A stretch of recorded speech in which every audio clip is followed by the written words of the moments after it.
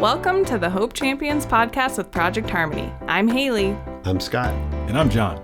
Join us as we explore the science of hope and its profound impact on healing trauma, right here on the Hope Champions podcast.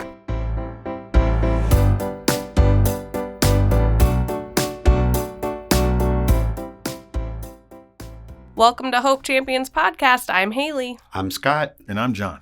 And today we're very excited to host another guest on today's show. Yeah, so last time I was privileged to be able to speak with Dr. Susie Yoakley Busby, and we talked about hope and how she uses it and how it's malleable and how it can be seen in so many different lights. But today the topic was about hope science. Or it's going to be about hope science. So sometimes when you hear that word science, you start to really question, oh, what's this about? Or what's involved in it? And now that we have that word science involved, what exactly does that entail? I have a couple of guests today that I'm going to talk with who can help us answer that question. I'm going to visit with Dr. Jonathan Huefner and Dr. Patrick Tyler from the Boys Town Translational Research Center.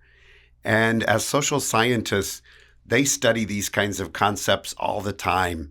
They know how to measure different types of things like hope and measure the impact that the work is having.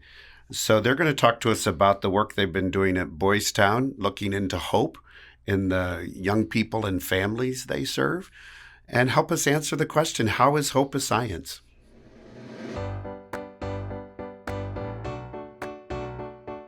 Hey, listeners, welcome back for another episode of the Hope Champions podcast. This is Scott hosting this episode. It's great to have you back, and I'm here with Patrick Tyler and John Huefner from Boys Town Translational Research.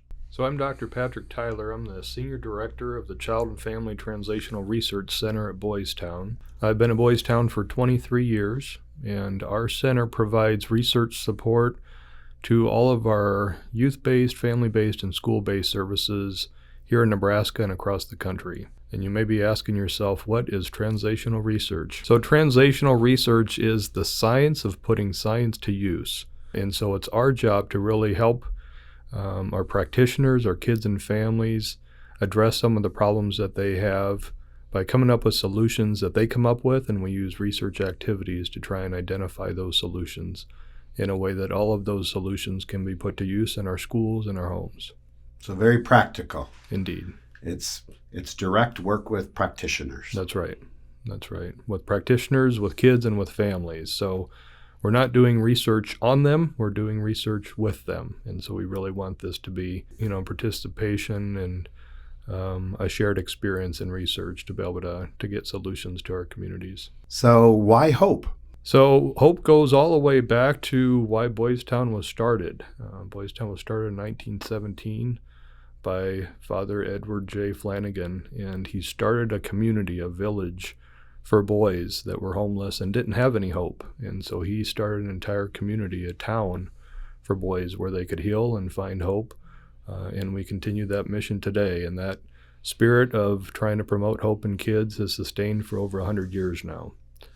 So we're just trying to do a better job of evaluating and measuring what that means and how families and teachers and professionals can continue to strengthen that in our kids and communities. John, what about you?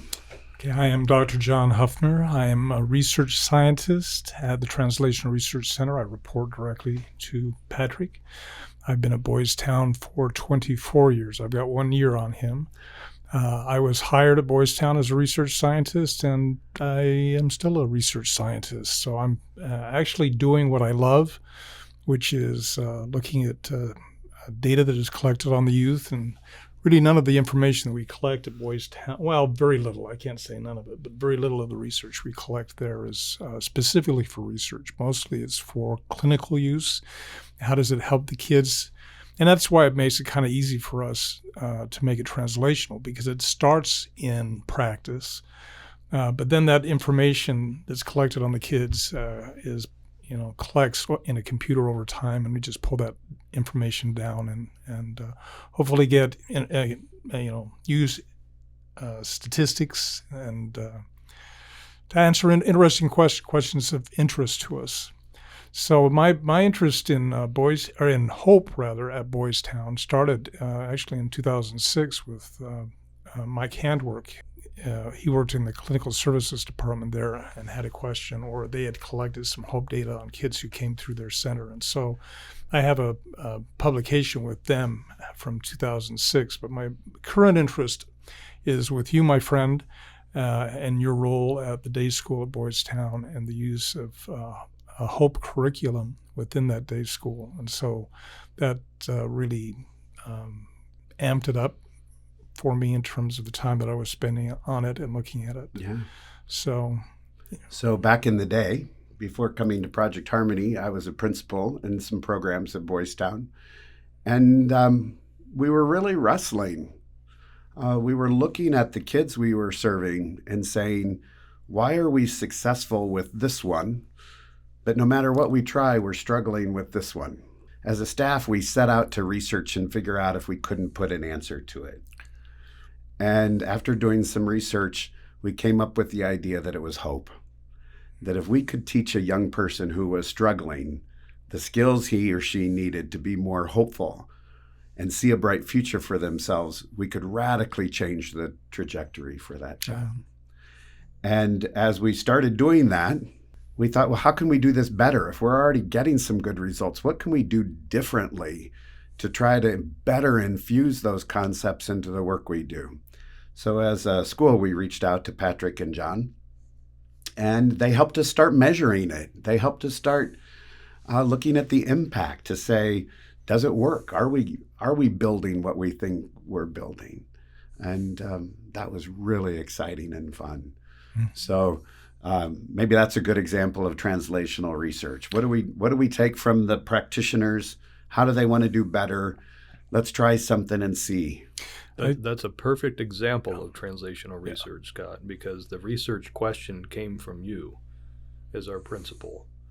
And we know that hope is important in a lot of things, but we never looked at it that way to see not only can we measure it, but then how do we grow it? What are the parts of it that we can help our teachers do more strategically? How can we teach parents to do it more strategically? We know that parents and teachers and grandparents forever have been instilling hope in kids, but do they know what they're doing to promote hope? And so with your questions, we were able to get better at creating some instruments to be able to assess that and then pull it apart to see, okay, what are the steps to building hope in kids? So yes, you deserve a lot of credit for that very good research question, Scott. Well, that's where our best questions come from. Indeed.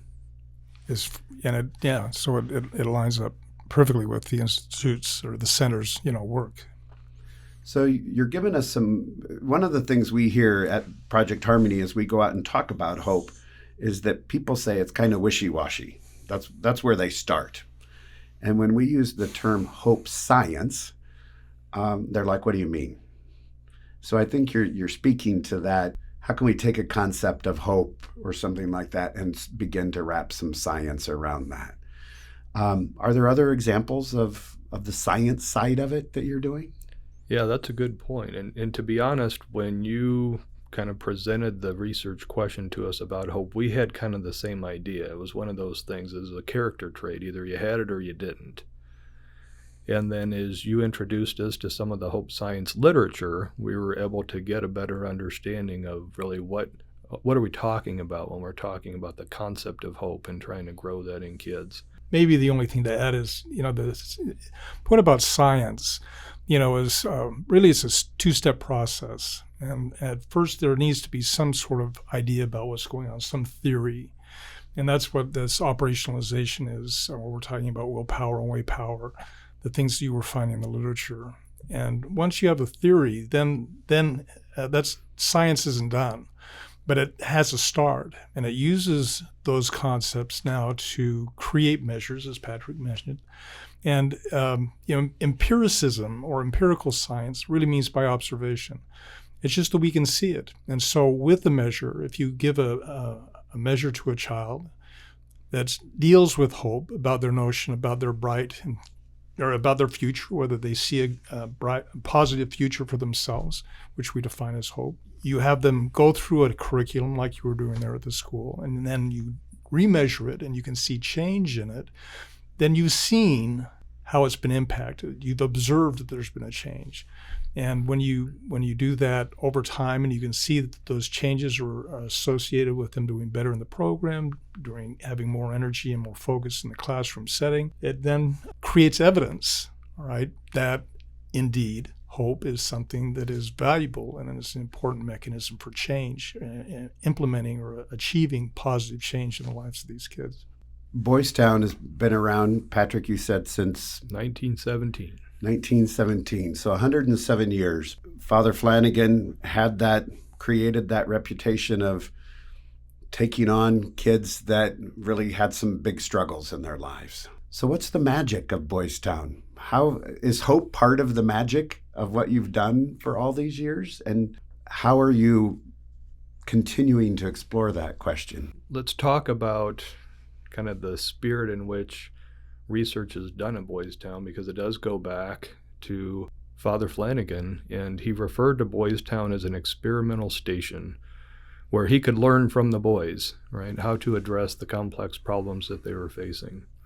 And what's been fun about this Hope project, Scott, that you've inspired by being a Hope champion and getting us to think about this, is we've been able to have a back and forth, and that's what translational research is. It's going back and forth. So, we talked about Hope Science and Snyder's work and kind of developing the Children's Hope Scale, and then you introduced some ideas of, okay, how can we do that even better within the school?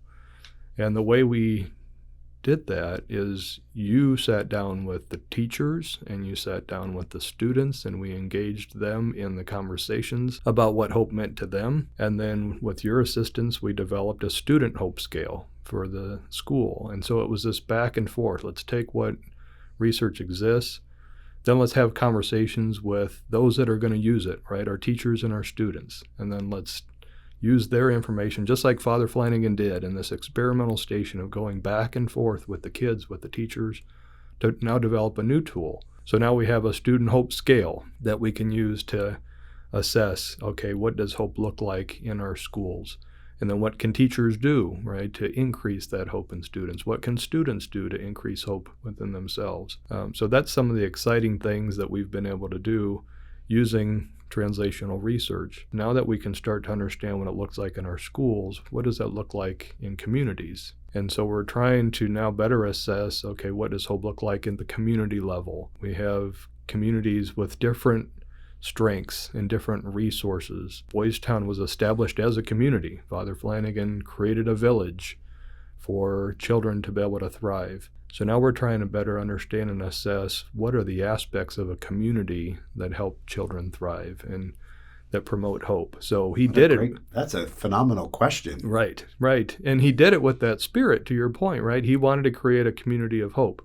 Now we're trying to measure what does that look like within a community. So tell us, what are you learning?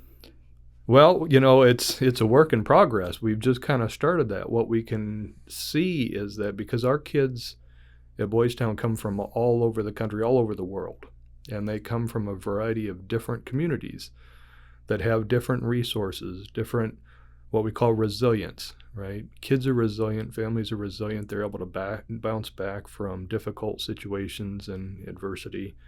Communities are resilient too, but they're resilient in different ways. And so what we're starting to look at is, based on where our kids come from, how do they do when they come to Boys Town, which has certain resources that kids don't have access to in other places, right? We're a resilient community because of all of the supports that are provided by the adults and the teachers and everybody that works there at Boys Town. So how do kids do when they come from different types of communities and then come to Boys Town? The good news is that regardless of where kids come from, they're all getting the benefit of the resilient community of Boys Town and the resources that are made available to them. But kids all have different needs, and their communities have different needs. So the next step of what we're doing is trying to understand, okay, how do we learn from the kids and then prepare them to be able to go back to their communities and take those things back to their communities, and then how do we help their communities play on their strengths to become more resilient for our kids and our families? Again, that's that back and forth of trying to learn from our kids and learn from the communities. And it's all in that spirit of hope that we've been talking about, right? So that communities can become more hopeful, but they know kind of the steps that they can take to do that. It's interesting. If we could have a time machine and go back in time with our measures, I'm absolutely certain that we'd see in Father Flanagan and his work changes in hope and a change really in self-perception in these kids. He was taking kids who were street urchins, kids who would run afoul of the criminal justice system, Throwaway kids. And they were called that. That was a term that was used in their regard. And so, society, what did society see in those kids? What were they hearing about themselves? I'm convinced that we would see that they do change over time and have changed over time, that it's been a part of that. It's only now that we really have the measures and are looking at it in a more systematic way. One of the programs that I think is going to help strengthen this is what we call Successful Futures, which is an aftercare program. And so, the youth that go through the Boys Town program, again, we're trying to help them re-image, revisualize, re-understand, see define, a bright future. To see a bright future, to understand themselves in a different way. And our ultimate goal is to have that stick, so that if they do go back to their community and they're still seen as a throwaway kid, or they go back and there's their old crowd and they're the people they're hanging with, and they're trying to pull them back into things, that they'll be able to say, no, that's not me anymore, or no, I can do better than that. I've got plans now. And the whole Successful Future thing is about helping them make plans after care. What are you going to do with your life in terms of education, in terms of housing, in terms of, you need a plan going forward. And I think that's all, again, creating this notion of a bright future, or some desired goal that they have, something that they can work toward. And again, just create that motivation and drive within them. Yeah, the sustainability of hope, right? Yep. We know when they're at Boys Town, hope increases. We see that from the time that they come into the program. We measure it throughout the school year, and we see those increases in hope, along with a lot of other what we call protective factors. So kids come to Boys Town with risk factors. Those are things related to maybe some of the problems that they've been involved in. Our job is to increase some of the protective factors, to increase those things that can help compete against some of those risks. And hope is one of those strong protective factors. And we see that hope is related to a lot of other really important protective factors. So we see it related to the relationships that they have with the teachers and our staff and with their peers.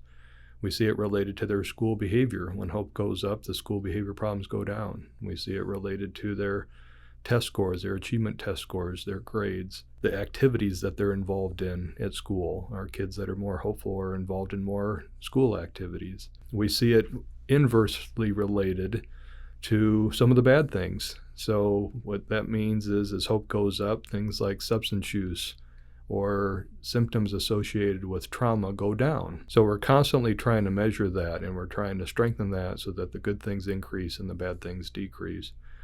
But to John's point, we want that to then sustain after they leave Boys Town.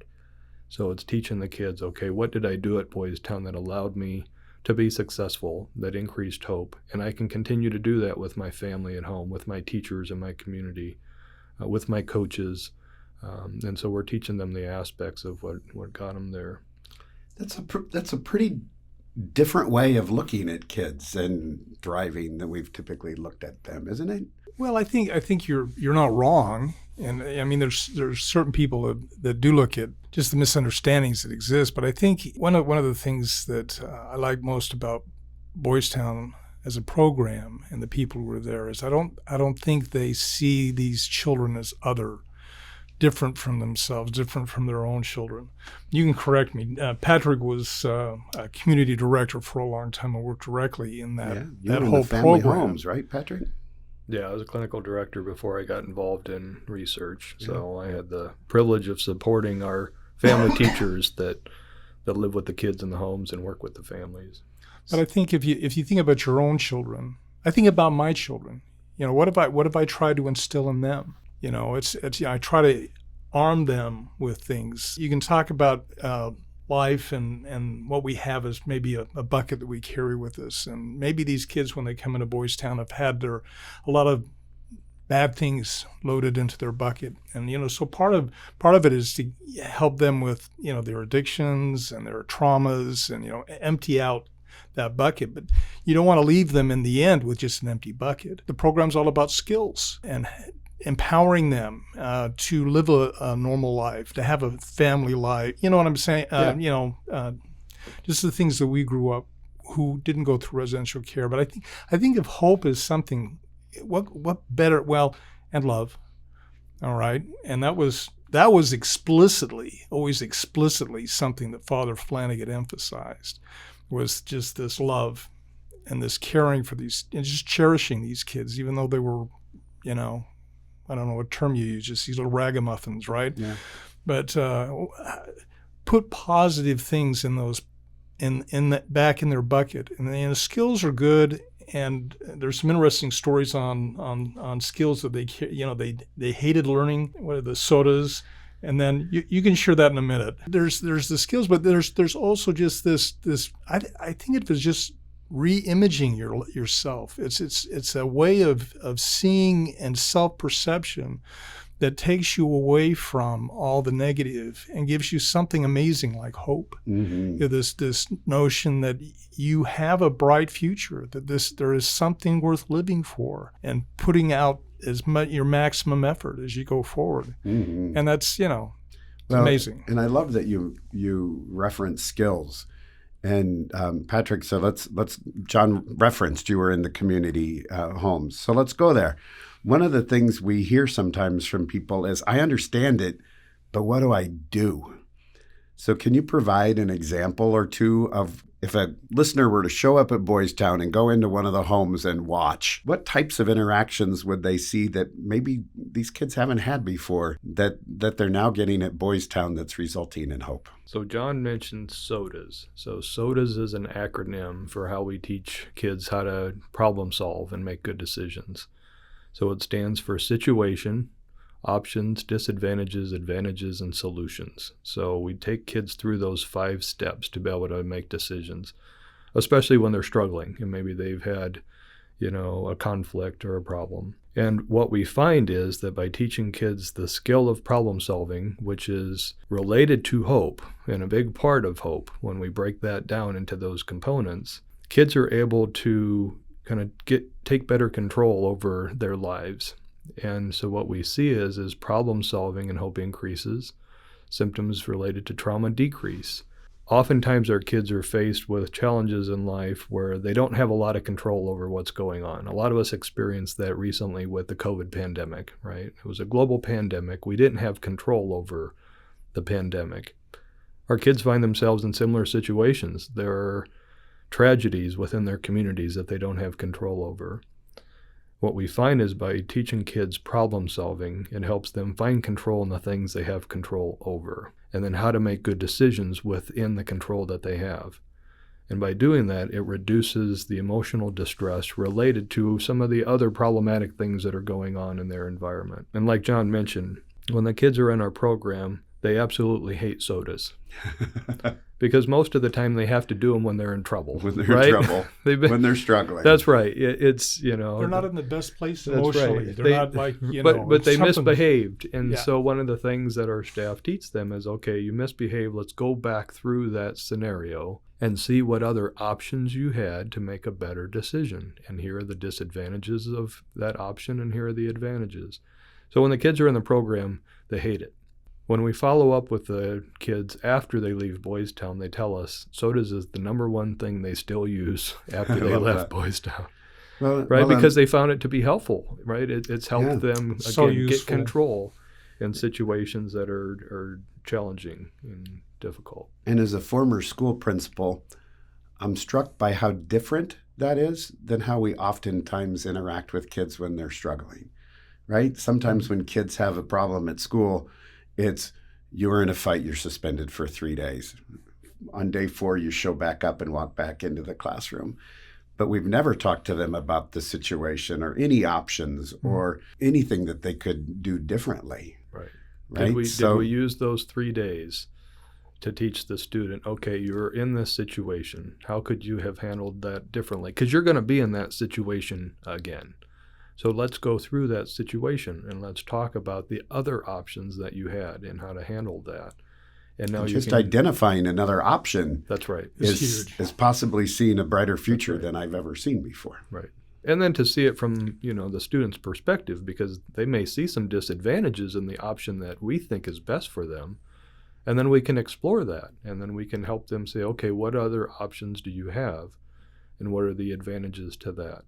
So the SOTAs just provides a framework to be able to have a conversation with the student and help them problem solve in a way that they come up with kind of better alternatives. So the next time they're faced with that problem, they can make a better decision. And it goes right along with the self-government, which is very, very important. So you're giving them a tool that they can utilize. That doesn't rely on anybody else. They can decide for themselves. Okay, they can see that there was a problem. Here's the problem with the situation, blew up in my face. Okay, what could I have done differently? And then they can think through their own. They can own what happens in the end in terms of their decision. And the fact that they come back to you 5-10 years later and say, I'm still using it every day, is testament to the impact, right? Right. Every time Patrick brings the story up, he just grins. You can see on him. It's life-changing. It's so cool. It's life-changing. And it won't surprise you that a lot of students that go to Boys Town go on to become teachers, and they become staff, at Boys Town. And that's their number one go-to, and that's what they tell us. I didn't like it when I was there, but now that I'm a teacher, it's what I use with my kids. Now that I'm a coach, it's what I use with my players. So it's just giving them practical skills that they can use in different situations. And we find that when kids are empowered that way, like John said, it's empowering them with the skills that they need. And they see that, it's beneficial and it helps them achieve their goals. Then kids become hopeful. And kind of a paradox to this is that this is a skill that could help. I would have benefited. Anybody. I would have been benefited by having that stuff taught to me. This is something that empowers anyone, let alone someone who's had challenges, who has dealing with trauma, has had maybe even less functional ways of dealing with problems and challenges presented to them as, by bad role models in their lives. It's giving them a positive tool that they can use, and it's a tool that actually we could all benefit from. So we've primarily been talking about how hope is influencing the work you're doing with kids. But John, you have a great point. It's good for all of us. So is there anything that's happening on campus that looks at your staff? So we do assess hope with our staff and with our school teachers and those types of things. And we see that the hope in our staff and our teachers is related to all the things that it's related to in our kids. It's related to, the satisfaction that our staff have in doing their job. It's related to retention and being able to endure. As being a school teacher, being in the helping profession is a very demanding career. And we see that hope is related to that longevity and to be able to endure. But sometimes we all have to remind ourselves, too, of what those components of hope are, right? Because it is more than just a character trait. And so we have to remind ourselves of the importance of problem solving, the importance of goal setting, the importance of the relationship within that, to know that we're not alone when we're burned out, that there are others that can help us through this, to break some of the things down into steps when we feel like things are insurmountable, or decisions are made that are out of our control, right? How do we find control? So everything we're talking about with the kids applies to us adults too. The same things we're trying to teach these kids are the things that will help us get through some of the difficult situations as well. Yeah. So when we were working at the day school, we had a version, or we had a hope scale. Hope in adults. Yeah, there was the hope scale for the youth, and that was all about, their within the academic world, the skills that you're learning here at the school, these benefits you go into your future life. But then we also measured it for the teachers, and it kind of got complex in our conversation, because the complexity comes that they need their own sense of a bright future as a teacher, a sense that what they're doing is going to be successful and helping, the ones they teach. And they needed to have that shared vision with the kids. You need to have hope that for the kids, that they had to believe, even though those kid was giving them hell every day in class, that wasn't, the end of it for that kid, that there were things that could be done, that kid could have a better future. This kid, you have to believe in the future of those that you're impacting. So I think it shows that hope is a many nuanced thing. Just because you have hope in one area doesn't mean you necessarily have it in another. And I think it is probably something that could benefit us in certainly many, many different ways. Yeah. And we certainly, as we measured it, learned that it varies at a rate that shows us that it's not just a character trait, right? As I recall, we went from our highest hope level on day one of school to our lowest within about 9 or 10 weeks. And then it came back up again, and then it lulled again, and then it came back up again. And and I that think it can vary based on what's going on in our lives. Right. So, when we're talking about the willpower, or the notion of just, how do I see myself? Yeah. And so much of that, there's just so much research. And I'm always heartened by the research that shows that kids who are troubled, who have a lot of trauma in their life, all they need is one adult. Often it's just one adult that's the tipping point between this kid doing well and becoming self-destructive. And that's often a teacher. And you just need one person, if it's your parents, if it's a minister, if it's a teacher, if it's a coach, somebody who sees you At for Project something. Harmony, we say show up and be someone. Be someone in the life of a child. Yeah. Well, but it's like that adult has that vision. Yeah. For that child, where that child can go. Even if the child can't see that bright future, the adult can see it. But that's something that is not static then. Right.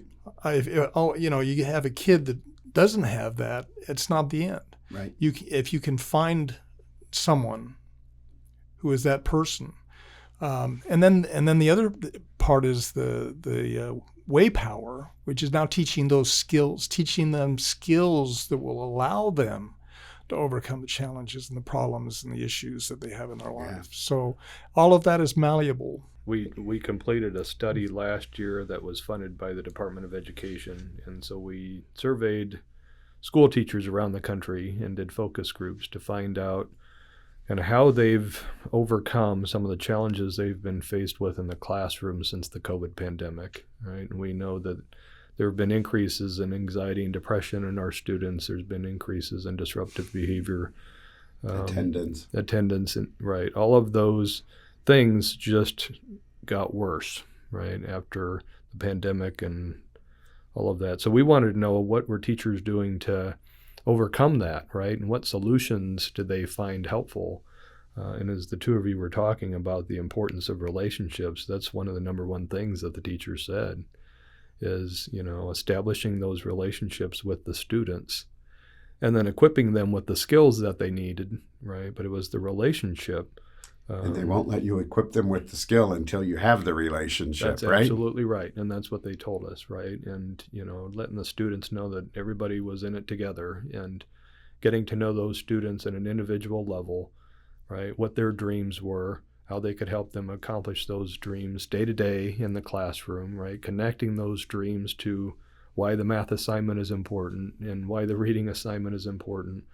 But that relationship and that investment in the student is what the teacher said. This is how we endured. This is how we have overcome the challenges that we faced. And it's the reason why we do the job. They also said that this is the number one reason why we continue to come back. And when we do, research with our staff, because we did a study with our family teachers and foster parents last year as well, they told us the same thing, that meaning and purpose in the work that I do, right, which is all related to hope, is how I sustain myself in the longevity. But then they're also very practical too, right? Because just having a purpose isn't enough. And hope isn't enough, right? It has to be balanced with, and the thing that our staff told us is protecting your time, knowing why you're doing what you're doing, And that goes back to what John was talking about, breaking it down into steps, right? Having concrete goals that I'm working towards, and then protecting the things that I care about. Stephen Covey has,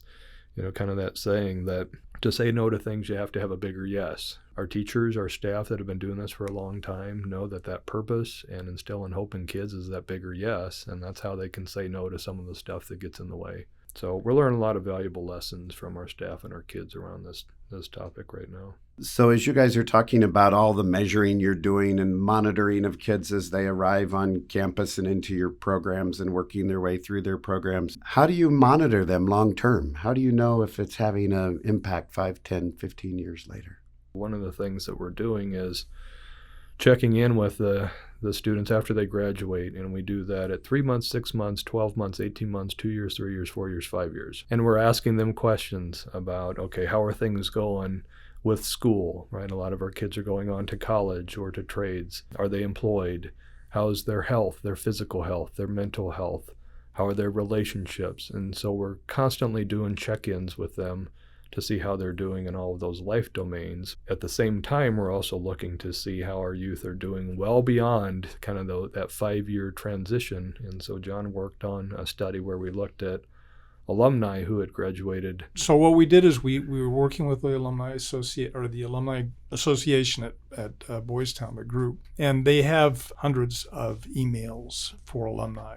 And so we just went through those systematically, and we ended up actually going through all of the available emails that we had. Now, many of them we never heard from. We did, it was a little like throwing a brick over a wall. You don't know what happens on the other side, so they may have been old emails, or they may not have been interested. It could be, or, who knows. But we ended up with 200 responses.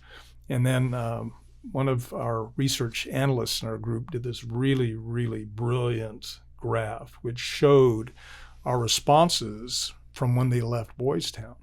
And we asked them their ages they're going through, and so we knew we had a 91-year-old. And we're looking at that, and he left Boys Town 2 years, 3 years, I think it's 2 years after Father Flanagan's death. He may have known Father Flanagan. Yeah. He may have known potentially every director that's ever been there. But most of the responses, he was our lone nonagerian. I don't think we had many in their 80s, and then it built up over time. And then the other part of that figure that I really liked is that in the late 80s, Boys Town, in spite of its name, Boys, started admitting girls. Typically at Boys Town, there's, it's 60% boys, 40% girls roughly over time. But from that point, we actually ended up getting slightly more information from the girls that had been in the program than from the men. And what did they have to tell you? Well, what they have to, that they're doing well. Yeah, well, that they're doing well. And I mean, life is challenging. Right. For everyone. All of us, right? So what I like about the Successful Futures, which is very, very, I'm going to use the term proactive in its helping of the youth. So, how are the kids? It's important to understand, how are the kids doing? Where are they struggling? And once we identify those areas where they're struggling, what can we then do as a program to help forearm them and strengthen, prepare them for encountering those things going out, see if we can't do better in that. When I started at Boys Town, the director at the time was Father Peter. Father Peter said something that had always stuck in my head, and he said, our goal at Boys Town is to, when the children leave, become indistinguishable from other people in the community. So that if you've lived 15 years next to this guy and he goes, oh yeah, I was at Boys Town, you'd be going, what, really? Despite everything that was stacked against them. Yeah, they just be normal people. And that's hope, right? That hope is hope. Is really about, despite everything that's stacked against me, I can be successful. Yeah. And happy and have a normal life, right? And not and deal with all the crap that they've had in their own lives. And it really shows us how hope is different than optimism. I don't have to be optimistic to say I'm hopeful. Yeah. I think there's a lot of overlap.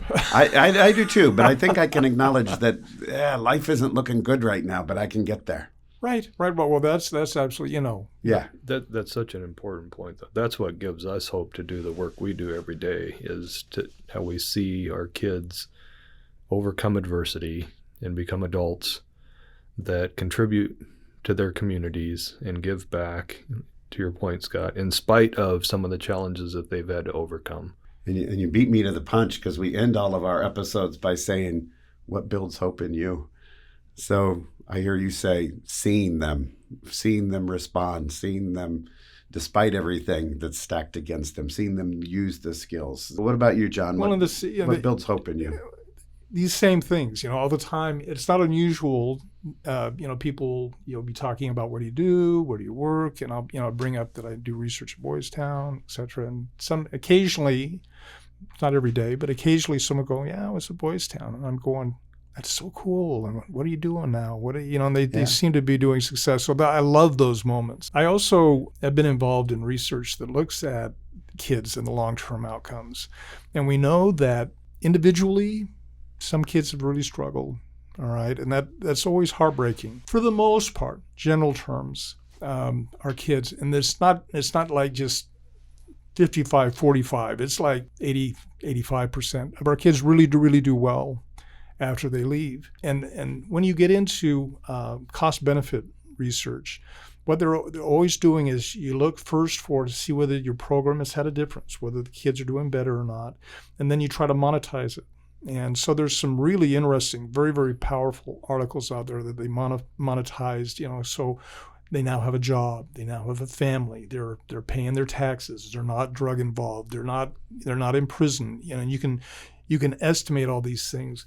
And what has hit me is that kids are on a trajectory in life, and to extent, we want to just move the needle a little bit.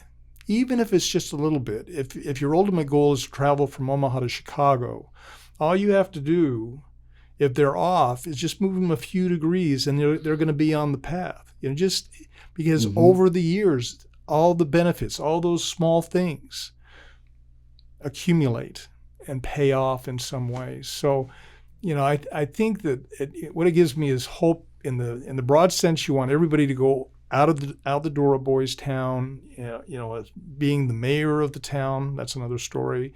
As having scholarships lined up and they're headed off to university. But in some kids, you're going, okay, well, we did the best we could. I always have this hope that somehow, even the little bits that they've allowed into their lives or that they picked up while they're there will in the long term make a difference. And if it even makes a little bit of difference at the beginning, it can make a huge difference at the end. Yeah, that's beautiful. Yeah, I was just going to add to what John's saying, because evidence-based practice is so important to what we do, right? And that's one of the primary functions of our job, is we need to quantify the benefits of what we're doing. And John's worked on a lot of return on investment research to show what's the societal benefit from a financial standpoint, right? And we look at outcomes. Yeah.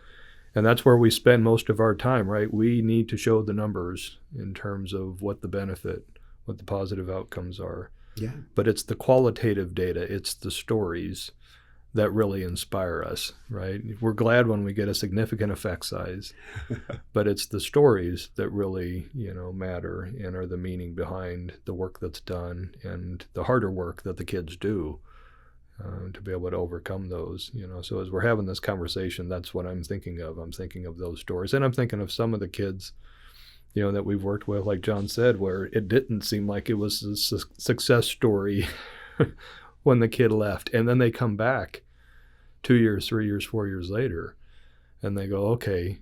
It worked. You just weren't there to see it. That's right. You planted a lot of seeds. You didn't get to see them bear fruit, right? But this is what I'm doing in my life. And all those things that my family teachers taught me, or all those conversations that you had with me, I took those to heart. And they finally happened at the right time where I could understand that you were doing it because you cared about me. At the time, I just thought that, I had to be there, and I didn't want to be, and I was fighting everybody that was trying to help me. And once I saw that you were really trying to do what was in my best interest, you were trying to help me achieve my goals, then it all made sense. And so I've got letters in my office that I've gotten from kids that have left, and kids that have fallen on hard times and had some bad experiences and done, some things they probably shouldn't have. But then that's when the lesson stuck. That's when the seed sprouted. That's right. And then they came back, and it made all the difference. Then that's when that transformation happens. So sometimes it doesn't happen right in front of us, and it doesn't happen on the timeline that we wish that it would.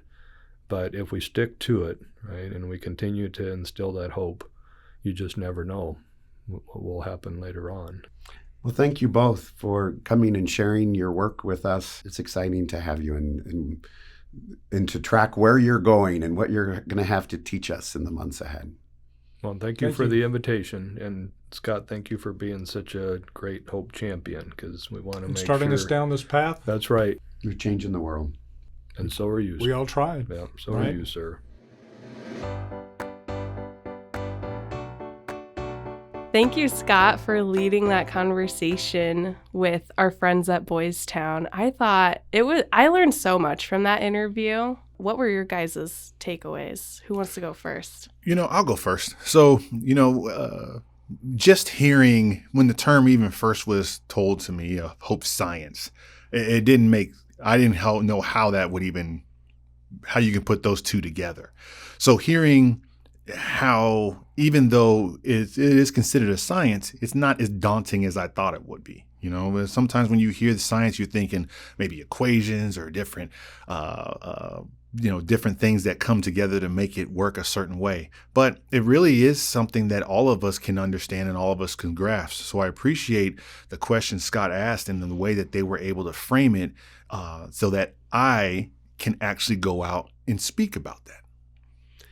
I had the luxury in my life before coming to Project Harmony of working with Patrick and Jonathan pretty closely on this topic of hope. And one of the things that I most appreciated about their conversation is that as agencies, we measure what's important to us. And if hope is really important, we should be looking at it regularly. And it's something that varies, right? None of us are hopeful all of the time. So we need to keep an eye on it. We need to be measuring it. And I appreciate that they can help us attach hope to other great outcomes. Yeah. Whatever we're trying to accomplish with young people, with families, with our own employees, they can help us see how focusing on hope leads to great outcomes for all of those people. I really liked one of the studies they talked about that they did was during the COVID pandemic, and they tried to see what it was that was getting teachers through these really challenging classrooms, virtual classrooms, and they said it all boiled down to relationships. Mm-hmm. And I think that's something I've seen even here again and again and again, especially in our client testimonials. It's always, we ask them who helped you along the way.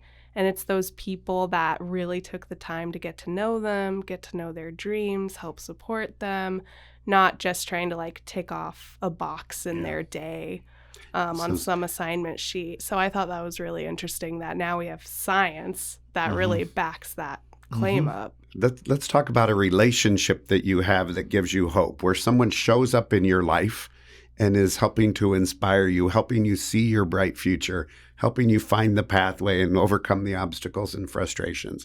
John, tell me about someone who's helping you do that right now. Well, it's hard to just boil it down to just one person, right? Sometimes there are multiple people that bring different aspects to your life, and they come in at different seasons. So I've been fortunate enough that I can say I have had amazing supervisors throughout my child welfare journey in this career. So going back to one of my first supervisors doing child welfare, Heather Pope, she helped me see the progress that we can make helping families in this community. Then it goes down to our fellow podcaster here, Scott Butler, when he first arrived, and seeing how valuable the training is and that we can able to, again, impact our community, to my supervisor now, Tanya Santos, that they are always looking ahead and trying to strive to do better and innovative and be innovative on a lot of different fronts. So having them be there to help me throughout my journey in this career field has given me hope for the long run. So That's who I would say. Those three folks, what I would say. And one more, I didn't forgot to name Nicole Paul. Sorry, I forgot to say it sooner. But yes, all of those. So that's what I'd say. Yeah, I have a good friend, Sean, and I often refer to Sean as kind of a spiritual director. We have some really powerful conversations on the topic of faith.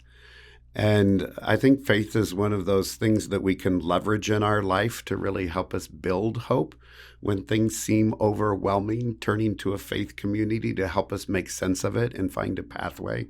So yeah, shout out to Sean for engaging, keeping me focused on that tool that I can leverage in my life.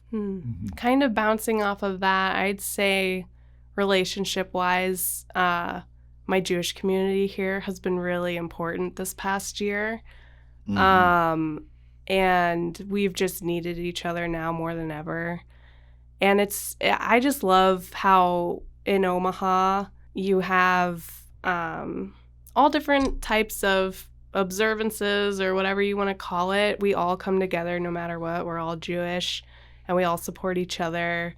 And I've been going to a lot of like Shabbat dinners and a lot of community events and just connecting with as many people as I can. And that has been just super positive in getting through, kind of a tough season for that. But So as we close this session, maybe the call to action is to our listeners is to think about a relationship in your life that you want to acknowledge. Go thank someone for being a hope champion, for inspiring you to see a bright future and find your pathway there. Thanks for listening to the Hope Champions podcast with Project Harmony. For more information about the podcast or how to become a Hope Champion in your community, visit our website at projectharmony.com/Hope Champions. Listen, rate, and subscribe to the show on Spotify, Apple Podcasts, YouTube, or wherever you like to listen to podcasts. Keep up with us and the rest of Project Harmony on social media. Follow us on Facebook, Instagram, and LinkedIn at Project Harmony and on X at Project Harmony 2. See y'all in the next episode.